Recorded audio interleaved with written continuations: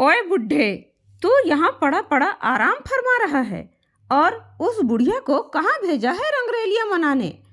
जानवरों की जगह में रहने वाले जानवर कहीं के, पता नहीं इतनी बदबू और गंदगी वाली जगह में कैसे रह लेते हैं ये दोनों खूसट बूढ़े और बुढ़िया, कहकर बड़बड़ाती हुई बहू माही वहाँ से तुरंत ही अपना नाक दबाकर भाग खड़ी हुई। उसने अपने सास ससुर को वहाँ रखा ही इसलिए था कि 4 दिन के जीने वाले बूढ़े बुढ़िया 2 दिन में ही मर जाएं, क्योंकि वह अमीर बाप की बेटी अपने गरीब और लाचार सास ससुर को बिल्कुल भी पसंद नहीं करती थी। इसलिए उसने उनका डेरा ही अलग करवा दिया था। बहू माही का ऐसा रवैया सुंदरलाल जी को बिल्कुल भी अच्छा नहीं लगा। उन्होंने अपने मन ही मन में कहा, वाह रे वाह, क्या जमाना आ गया है। बहू ने हमें खुद ही यहाँ जानवरों के झोपड़े में पटक दिया है और कह रही है इतनी गंदगी में कैसे रह लेते हो, जैसे यहाँ रहने में हमें मज़ा आ रहा हो। हम भी तो चाहते हैं साफ सुथरे जगह में रहना, लेकिन इस डायन ने तो हमारे खून पसीने की कमाई से बनाए घर पर कब्जा कर लिया है और हमें ही आंखें दिखाती है। आज माही और महेश की शादी को पूरे 5 साल हो चुके हैं, लेकिन माही ने महेश के माँ पिताजी के साथ सीधे मुंह बात तक नहीं की है, क्योंकि उसे अपने पिता के धन का घमंड जो है कि उसका पिता बहुत बड़ा नामी डॉक्टर है। इसलिए वह सारी दुनिया को अपने कदमों में झुका लेने की ताकत रखती है, लेकिन वह यह नहीं जानती कि इस दुनिया में मानवता नाम की भी कोई चीज होती है और उसी मानवता को ही सारी दुनिया सलाम करती है और उसी के सामने झुकती भी है। लेकिन माही जैसी मॉडर्न लड़की जिसके पिता ने उसके साथ 3 नौकर भेजे हों, उसे क्या पता था मानवता और दुनियादारी क्या होती है। माही ने तो महेश को एक मॉल में पसंद किया था। जब महेश अपने मालिक के बेटे की शादी की शॉपिंग करने मॉल में गया हुआ था, तभी माही की नज़र महेश पर पड़ी। महेश की सादगी ही माही के दिल को अंदर तक छू गई और उसने अपने पापा से जिद किया कि वह शादी करेगी तो सिर्फ महेश से, वरना वह जिंदगी भर कुंवारी ही रहेगी। बेटी की ऐसी कठोर प्रतिज्ञा सुनकर डॉक्टर रस्तोगी तो भौचक्के ही रह गए थे। उन्होंने महेश के बारे में पूरी जानकारी इकट्ठी की तो पता चला कि माँ कलावती जी घर पर सिलाई का काम करती हैं और पिता सुंदरलाल जी की छोटी सी किराने की दुकान है, जिससे बहुत ज़्यादा आमदनी नहीं होती। और महेश अभी अभी एक दवा फैक्ट्री में काम पर लगा है। अर्थात कुल मिलाकर महेश एक साधारण परिवार से ही है। लेकिन माही के पिता को अपनी बेटी की जिद के आगे हार माननी पड़ी और उन्हें माही का रिश्ता महेश के घर लेकर जाना पड़ा। महेश के पिता सुंदरलाल जी को महेश के लिए माही का रिश्ता बिल्कुल भी पसंद नहीं था, क्योंकि उन्हें पहले से ही आभास हो रहा था एक अमीर पिता की बेटी, वह भी मॉडर्न जमाने की पढ़ी लिखी नक चढ़ी किस्म की। शुरू में उसे देखने से ही उन्होंने अंदाजा लगा लिया था। लेकिन महेश की माँ कलावती जी सीधी और सरल व्यवहार की महिला थी। उन्हें दुनियादारी के ज़्यादा दांव पेच समझ में नहीं आते थे। वे छल कपट से कोसों दूर सरल हृदय की थी। इसलिए उन्होंने अपने बच्चों की खुशी में ही अपनी खुशी मानकर अपने पति सुंदरलाल जी को भी माही और महेश की शादी के लिए मना लिया और उन दोनों की शादी बहुत ही धूमधाम से कर दी गई, जिसका सारा खर्च भी माही के पिता ने ही उठाया ताकि समाज में उनकी बेइज्जती न हो सके। माही को इसी बात का घमंड था कि उसके पिता के पास इतना धन है कि वह चाहे तो इस दुनिया की हर वह चीज खरीद सकती है जो वह चाहती है, इसलिए आए दिन वह अपने सास ससुर का अपमान करती रहती थी। महेश भी अपने सामने अपने माता पिता का अपमान होता देख कुछ भी नहीं कह पाता था, वरना माही उसे आत्महत्या करने और दहेज प्रथा के जुर्म में गिरफ्तार करवाने की धमकी दिया करती थी। माही चाहती थी कि जिस प्रकार वह अपने सास ससुर से लड़ाई झगड़े करती रहती है, कभी भी उन्हें अपमानित करती रहती है, वैसे ही महेश भी अपने माता पिता से लड़ाई करे, उन्हें अपमानित करे। इसलिए वह हमेशा ऐसे समय की तलाश में रहती थी कि महेश के माता पिता उसकी नज़रों में गलत साबित हों।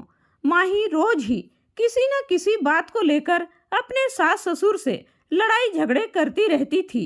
इसलिए महेश चाहता था कि वह अपने मायके चली जाए, लेकिन वह वहाँ भी नहीं जाना चाहती थी, क्योंकि उसे तो महेश के मम्मी पापा से लड़ाई करके ही मज़ा आता था। माही घर के कोई काम नहीं करती थी और न ही घर के नौकरों को करने देती थी। वह कभी भी उन्हें अपने कमरे में बुला लेती और कभी उनके साथ गेम खेलती या कभी अपने हाथ पैर दबवाती या कभी अपने सिर की मालिश करवाती, क्योंकि नौकरों की तनख्वाह तो उसके पापा के घर से मिलती थी और बाकी के अधूरे काम वह अपनी सासू माँ से करवाती। बेचारी कलावती जी जब तक उनके हाथ पैर चलते थे तब तक तो उन्होंने सारे काम अच्छे से किया, लेकिन धीरे धीरे उम्र हो जाने के कारण अब उनसे सारे काम नहीं किए जाते थे।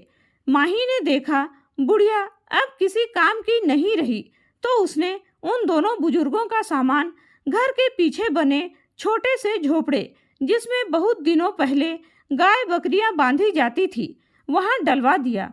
उस झोपड़े में से बहुत बदबू आ रही थी, क्योंकि उसे कई दिनों से साफ सफाई नहीं किया गया था। कलावती जी ने माही के सामने हाथ पैर जोड़े और गिड़गिड़ाते हुए कहा, बहू, हम बूढ़े बुढ़िया पर रहम करो। वह झोपड़ी कई दिनों से बंद पड़ी है, न ही उसकी साफ सफाई हुई है, इसलिए वहाँ से बहुत बदबू आ रही है और छोटे छोटे उड़ने वाले कीड़े भी काट रहे हैं। और महेश के पापा की तबीयत भी खराब हो गई है, उन्हें वहाँ सांस लेने में परेशानी हो रही है, इसलिए मैं तुम्हारे हाथ जोड़ती हूँ, पैर पड़ती हूँ बहू, हम बूढ़े बुढ़िया पर कुछ तो रहम करो। माही उस समय अपनी एक सहेली जो विदेश में रहती थी उसके साथ वीडियो कॉलिंग पर बात कर रही थी।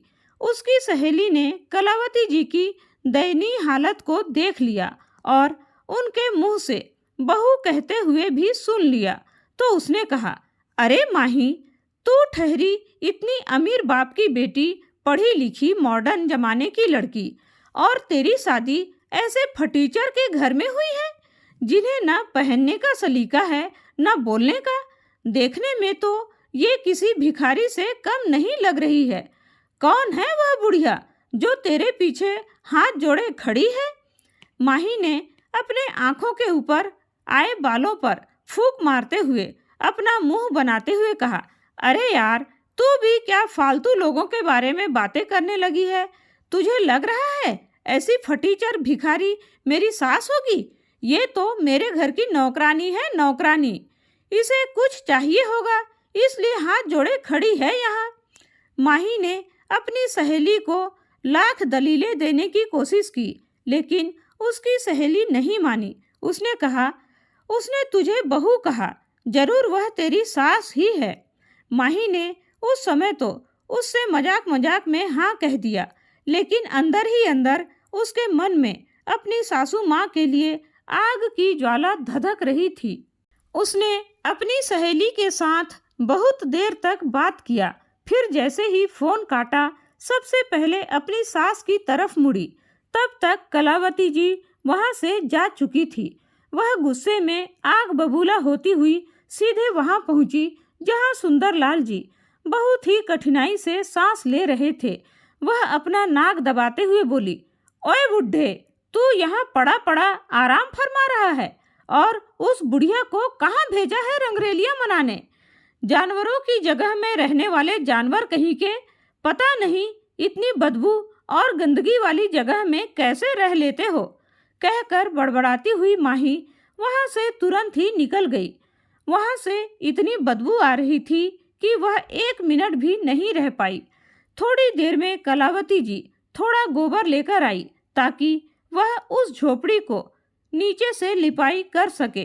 फिर थोड़ी देर में उन्होंने नीम की पत्ती का धुआं किया ताकि वहां के सारे मच्छर और कीड़े मकोड़े भाग सके। कलावती जी के प्रयास से वह झोपड़ी 2 दिनों के अंदर साफ सुथरी और रहने लायक हो गई। और उधर माही मन ही मन खुश हो रही थी कि चलो, बूढ़े बुढ़िया को इतने गंदे जगह में रखा है कि वे 4 दिनों तक जीने वाले 2 ही दिनों में मर जाएंगे। कुछ दिनों बाद माही फिर से किसी काम से घर के पीछे गई। उसने देखा, अरे बुढ़िया ने तो झोपड़ी की काया पलट ही कर दी है। तो उसके दिमाग में फिर खिचड़ी पकने लगी। उसने उन्हें परेशान करने की तरकीब सोचा। उसने अपने घर के निकलने वाले सारे कूड़े को उनकी झोपड़ी के सामने डाल दिया ताकि वे दोनों जैसे ही उठे सबसे पहले उन्हें कूड़े की बदबू ही मिले। सुबह होते ही कलावती जी जैसे ही उठी, कूड़े की गंदी बदबू सीधे झोपड़ी के अंदर गई, जिसकी वजह से सुंदरलाल जी को सांस लेने में परेशानी होने लगी।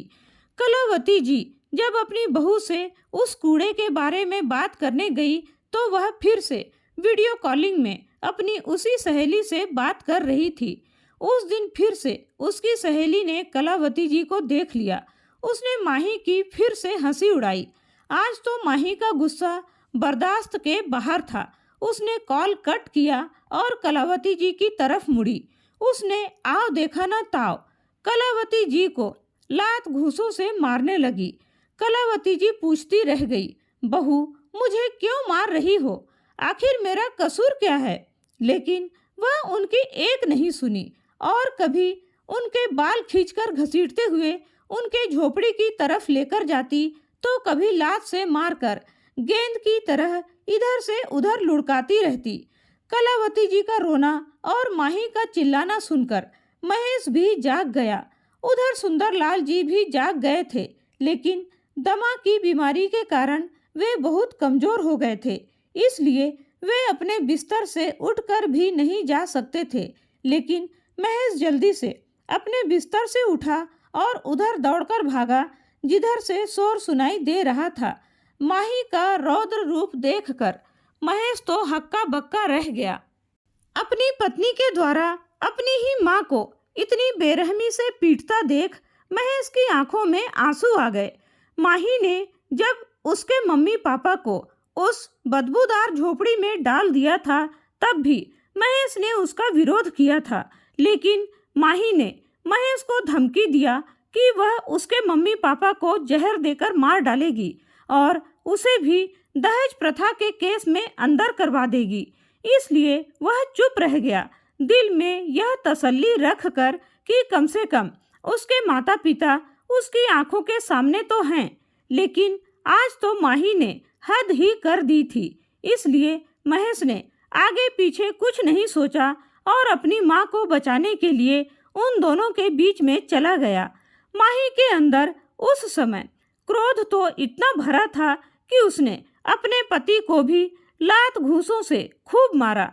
जब महेश ने उसे शांत करवाने के लिए उसके दोनों हाथ पकड़ लिया तो उसने उस पर इल्जाम लगा दिया कि उसने उसे मारा है और अपने तीनों नौकरों को बहुत सारा पैसा देकर अपने पक्ष में करके गवाह बना लिया कि उन्होंने महेश को मारते देखा है, जबकि महेश ने माही पर हाथ भी नहीं उठाया था।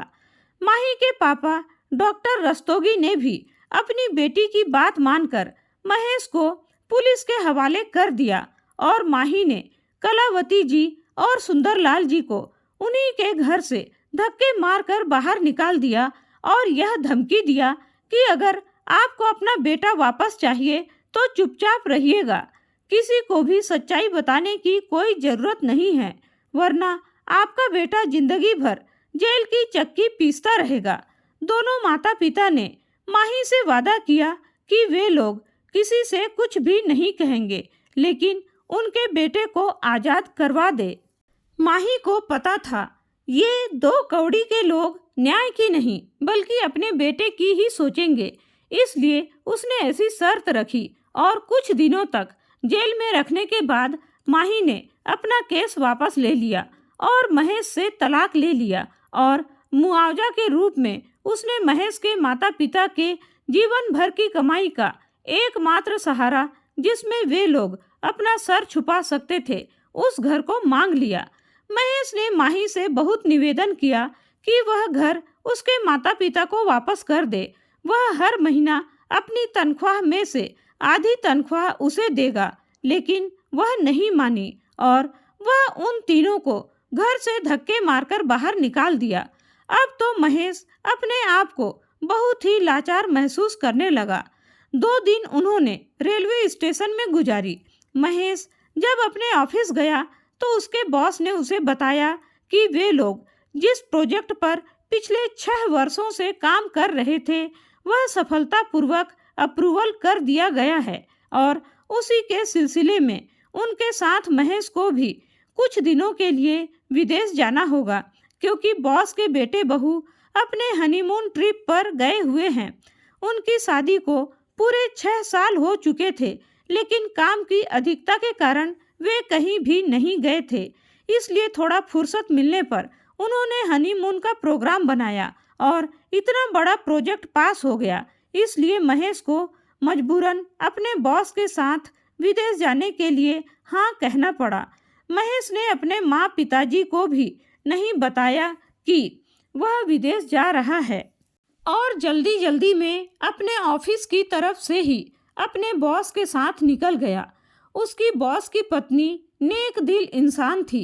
वह एक माँ की ममता को समझती थी और महेश के सादगीपूर्ण व्यवहार को भी समझती थी।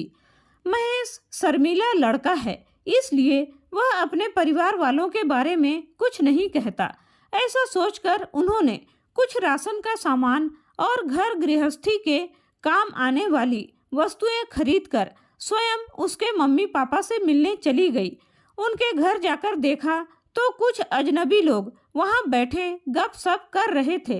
माही की नज़र जब महेश की मालकिन पर पड़ी तो उसने अपने सर पर पल्ला रखकर और घड़ियाली आंसू बहाती हुई बोली, आंटी जी, महेश जी कहाँ गए हैं? बहुत दिन हो गए, ना ही वे घर पर आए हैं और ना ही कोई फ़ोन ही किया है। उनके बारे में सोच सोच कर तो मेरा दिल बैठा जा रहा है। कहती हुई वह सिसकियां लेकर रोने लगी। माही को रोता देख उन्हें उस पर दया आ गई और उन्होंने उससे वादा किया कि वे उसके घर खर्च के लिए हर महीने राशन और पैसे दिया करेंगी, क्योंकि महेश तो अभी कुछ दिनों तक विदेश में ही रहने वाला है। और जब उन्होंने महेश के मम्मी पापा के बारे में पूछा तो उसने कह दिया कि वे लोग तीर्थ यात्रा पर गए हुए हैं। तब महेश की मालकिन मंदाकिनी जी को उस पर और भी दया आ गई, इसलिए उन्होंने अपनी तरफ से 10,000 रुपये खर्च करने के लिए दे दिए। माही ने उनके पैर छुए और मन ही मन बहुत खुश हुई। उनके जाने के बाद उसके घर आए उसके मतलबी दोस्तों से ठहाके लगाते हुए बोली, जितने मूर्ख महेश और उसके माँ बाप हैं, उनसे कहीं ज़्यादा मूर्ख तो उसकी बॉस की पत्नी है। उसे इतना भी पता नहीं है कि मैंने ही उसके लाडले महेश और उसके माता पिता को धक्के मारकर घर से बाहर निकाला है। और सभी लोग एक दूसरे को तालियां देकर हंस पड़े। अब मंदाकिनी जी महेश के घर अर्थात माही के घर हर 2-4 दिनों के बाद कुछ ना कुछ भिजवा दिया करती और माही खुशी खुशी रोज ही अपने दोस्तों के साथ उनके द्वारा भेजे गए सामानों से एंजॉय करती रहती। उधर महेश के माता पिता रोज ही अपने बेटे के वापस आने का इंतजार करते। 1-2 दिन तक तो उन दोनों ने पानी पी पी कर अपनी भूख को शांत करने की कोशिश किया, लेकिन जब भूख उनके बर्दाश्त से बाहर होने लगी तो दोनों ने वहां के आने जाने वाले लोगों से भीख मांगना शुरू कर दिया। सुंदरलाल जी और कलावती जी स्वाभिमानी किस्म के लोग थे। जब जब वे लोगों के सामने भीख मांगने के लिए हाथ फैलाते उनकी आंखों में आंसू आ जाते थे। इसलिए उन्होंने आपस में विचार किया कि अब वे लोग भीख नहीं मांगेंगे, बल्कि सुंदरलाल जी ने कहा कि वे लोगों के जूते पॉलिश किया करेंगे और कलावती जी चिप्स के पैकेट बेचेंगी। इस प्रकार इतने पैसे तो कमा ही लेंगे कि उन दोनों का पेट भर सके। दूसरे दिन से सुंदरलाल जी ने भीख में मिले कुछ रुपयों से जूते पॉलिश करने का कुछ सामान खरीदा और एक कोने में अपनी छोटी सी दुकान लगा ली।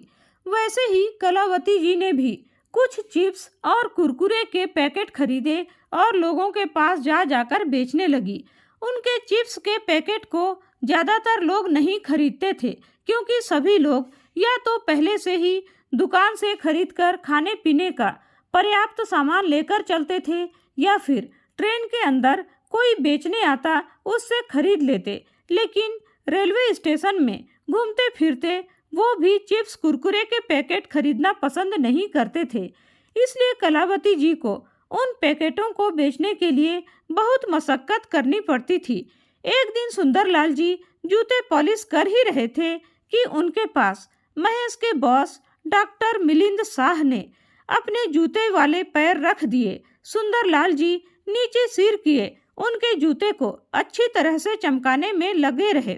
तभी मिलिंद शाह ने कहा, लगता है आप बहुत पुराने मोची लगते हो, तभी तो आपको इतना अनुभव है जो इतने सलीके से जूते पॉलिश करते हो। तभी सुंदरलाल जी ने अपना सिर ऊपर किया। उनके बाल और दाढ़ी बढ़ी हुई थी, फिर भी उन्होंने सुंदरलाल जी को पहचान लिया और कहा, अरे सुंदरलाल जी, आप यहाँ पर ये काम क्यों कर रहे हो? आप दोनों पति पत्नी तो तीर्थ यात्रा पर गए हुए थे ना, फिर आप यहाँ ये सब क्यों कर रहे हो? और आपके घर तो मेरी पत्नी मंदाकिनी जी कुछ ना कुछ भेज दिया करती है ताकि आप लोगों को कोई तकलीफ ना हो, फिर आप ये सब काम क्यों कर रहे हो? उसी समय कलावती जी भी अपने पास कुछ चिप्स और कुरकुरे के पैकेट लिए चली आ रही थी। उन्होंने जब उनकी हालत देखा तो समझ गए कि दाल में कुछ काला है। उन्होंने सुंदरलाल जी और कलावती जी को अपने पास बैठाया और पूछा कि आखिर उनके साथ क्या हुआ है। तब कलावती जी और सुंदरलाल जी ने रो रो कर उन्हें वह सारी बातें बताई जो माही ने उनके साथ किया था। मिलिंद शाह जी समझ गए कि माही कितनी चालाक औरत है। उन्होंने अपनी पत्नी मंदाकिनी जी को फ़ोन लगाया और सारी बात बता दिया कि माही ने अपने पति और उसके माँ बाप के साथ क्या किया है। इसलिए अब उसके पास कुछ भी चीज़ या पैसे भेजने की कोई ज़रूरत नहीं है। डॉक्टर मिलिंद शाह ने सुंदरलाल जी और कलावती जी को अपने साथ अपने घर ले गए और उन्हें एक कमरे में रहने के लिए जगह दिया। वहाँ रहने की, खाने की सारी व्यवस्था की। डॉक्टर मिलिंद शाह बहुत ही दयालु किस्म के आदमी थे, इसलिए उन्होंने सुंदरलाल जी के लिए शहर के बीचों बीच एक किराने की दुकान खोल दी, जिसमें दोनों पति पत्नी दिन भर रहते। दोनों का व्यवहार इतना अच्छा था कि ग्राहकों की लाइन लगी रहती थी। अब तो सुंदरलाल जी को खाना खाने की भी फुर्सत नहीं थी। एक दिन सुबह सुबह सुंदरलाल जी अपनी दुकान खोलने के लिए जैसे ही अपनी गाड़ी से उतरे, उन्हें अपनी दुकान के पास एक औरत फटे चिथड़े कपड़े पहने एक कोने में सिमटी हुई दिखाई दी, जिसके ऊपर मक्खियां भिनभिना रही थी। उसको कोढ़ की बीमारी हो गई थी। उसके हाथ पैर की उंगलियां धीरे धीरे गल रही थी। उसके शरीर से इतनी बदबू आ रही थी कि उसके पास कोई खड़ा भी नहीं रहना चाहता था। सुंदरलाल जी ने उस औरत को गौर से देखा तो पता चला कि वह कोई और नहीं बल्कि उनकी बहू माही ही थी। उसने सुंदरलाल जी की तरफ दोनों हाथ जोड़कर कातर नजरों से देखते हुए इशारे से ही माफ़ी मांगा, क्योंकि उसके शरीर के एक भाग को पैरालिसिस भी हो गया था, जिसके कारण वह बोल भी नहीं पा रही थी।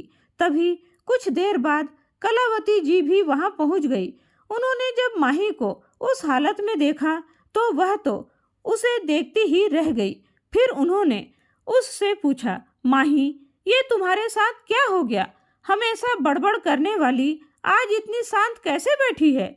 और तुम्हारे पापा जो सबसे बड़े और नामी डॉक्टर थे, कहाँ गए? और कहाँ गई उनकी अमीरी? तब माही ने उनसे भी इशारे से अपने दोनों हाथ जोड़कर माफी मांगा। तभी उसके पास से एक डायरी मिली जिसमें उसके पापा का नंबर था। उस नंबर से उन्होंने फ़ोन लगाया तो वह फ़ोन उनके पड़ोसी का था। उन्होंने बताया कि माही के पापा लालच में आकर ज़्यादा पैसा कमाने के चक्कर में हार्ट और किडनी बेचने का धंधा करने लगे थे, इसलिए उनके बहुत से दुश्मन हो गए थे और एक दिन वे घर से कहीं जाने के लिए गए तो वापस नहीं आए। शायद लगता है किसी ने उन्हें बाहर ही मार डाला। वहीं माही ने जब से अपने पति और सास ससुर को उनके ही घर से निकाला था, तब से रोज ही अलग अलग लोगों के साथ अलग अलग जगहों में जाकर पार्टियां करने लगी थी।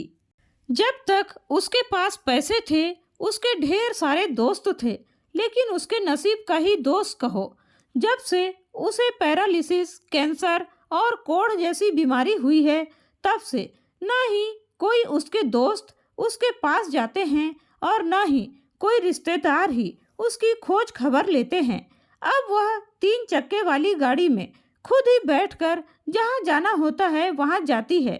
अभी वह कहाँ है किसी को पता नहीं है, क्योंकि अब उसके पास न तो उसके पापा के पास का धन दौलत बचा है, न ही ससुराल का जो एकमात्र घर था वह बचा।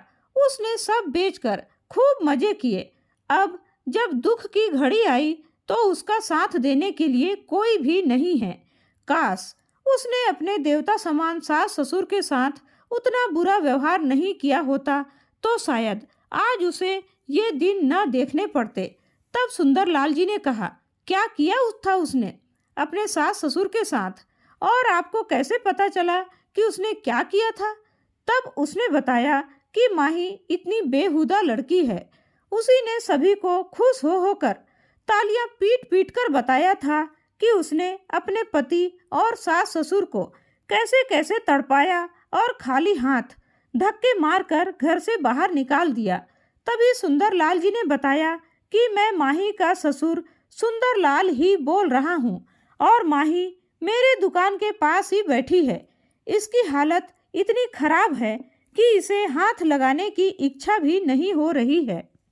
इसके कोई हमदर्द हो या रिश्तेदार हो तो प्लीज़ उन्हें बता दीजिएगा ताकि इसे यहाँ से लेकर चले जाएं, या फिर आप लेकर जाना चाहें तो लेकर जा सकते हैं। उन्होंने कहा, भाई साहब, हम जबरदस्ती क्यों मुसीबत मोल लेना चाहेंगे? जो जैसा करता है उसे तो वैसा भरना ही पड़ता है, इसलिए उसे भी भुगतने दो। हमें क्या करना है उसके सुख दुख से, कहकर उन्होंने फ़ोन काट दिया। सुंदरलाल जी ने कलावती जी को फ़ोन पर हुई सारी बातें बताई। माही भी उन लोगों की बातें सुन रही थी। उसे आज समझ में आ रहा था कि जब तक उसके पास पैसे थे वही पड़ोसी उससे कितने अच्छे से बेटी बेटी कहते नहीं थकते थे, लेकिन आज मुसीबत की घड़ी में पहचानना भी भूल गए। कलावती जी कोमल हृदय की महिला थी। उन्होंने सुंदरलाल जी से कहा, हमारे देश में राजा महाराजा लोग युद्ध के समय में भले ही दुश्मनों से लड़ाई करते थे, लेकिन जब युद्ध समाप्त हो जाता था तब दुश्मन के घायल सिपाहियों को भी पानी पिलाया जाता था। ऐसे दयालु और धर्मपरायण देश में रहने वाले लोग हैं हम लोग, इसलिए इसने हमसे कितने भी बुरे बर्ताव किया है, लेकिन यह अभी हमारी शरण में है और दुखी है, इसलिए हमारा फर्ज बनता है कि हम इसे कोई अच्छे से हॉस्पिटल में ले जाकर इलाज करवाएं। सुंदरलाल जी गुस्से में बोले, कलावती, इसने तुम्हारे साथ क्या क्या किया था सब भूल गई क्या? और तुम इसे हॉस्पिटल ले जाने की बात कर रही हो? नहीं, हम इसे इसी की हालत में छोड़ देंगे। हम क्यों लेकर जाएंगे कहीं भी? तब कलावती जी बोली, अजी, अगर हम भी इसी की तरह करने लगेंगे तो इसमें और हमारे में क्या अंतर रह जाएगा? फिर सुंदरलाल जी से एम्बुलेंस को फ़ोन करने के लिए कहा। सुंदरलाल जी ने एम्बुलेंस को फ़ोन किया और माही को उसमें बैठाकर हॉस्पिटल लेकर गए। सुंदरलाल जी ने उसके इलाज में कोई कमी नहीं छोड़ी और एक दिन माही पूरी तरह से स्वस्थ हो गई। और जब उसे अस्पताल से छुट्टी मिली तो वह कलावती जी के पैर पकड़कर रोने लगी कि वह अब से एक आदर्श बहू बनकर रहेगी, लेकिन उसे अपने घर में रहने के लिए जगह दे दिया जाए। कलावती जी ने कहा, देखो माही, मानवता के नाते हमने तुम्हारा इलाज करवा दिया। तुमने हमारे बेटे को तलाक भी दे दिया है। इस लिहाज से ना ही तुम हमारे बेटे की पत्नी हो, ना ही हमारी बहू। इसलिए बेहतर होगा तुम अपने पढ़ाई लिखाई का इस्तेमाल करो और कहीं अच्छा सा काम ढूंढकर जीवन जियो। माही ने महेश से भी माफ़ी मांगकर एक मौका देने के लिए विनती किया, लेकिन महेश ने भी कह दिया, माही, कुत्ते की पूंछ में पोंगली डालने से वह सीधी नहीं होती। जैसे ही निकालो वह फिर से टेढ़ी हो जाती है। ठीक उसी तरह कुछ लोगों की फितरत भी होती है। थोड़ी देर किसी की बातों के दबाव में आकर तो ठीक से व्यवहार करते हैं, परंतु जैसे ही उनका काम बन जाता है वह अपना रंग दिखाना नहीं छोड़ता। इसलिए मुझे तुम्हारे ऊपर बिल्कुल भी भरोसा नहीं है। इसलिए बेहतर होगा तुम और समय बर्बाद न करते हुए यहाँ से चली जाओ और अपना कैरियर बनाओ तो ज़्यादा खुश रहोगी। माही जब सब तरफ से हार गई तो अपना सा मुँह लेकर वहाँ से चली गई और जीवन भर पछताती रही कि काश वह समय रहते पहले ही सुधर जाती तो उसे यह दिन नहीं देखने पड़ते।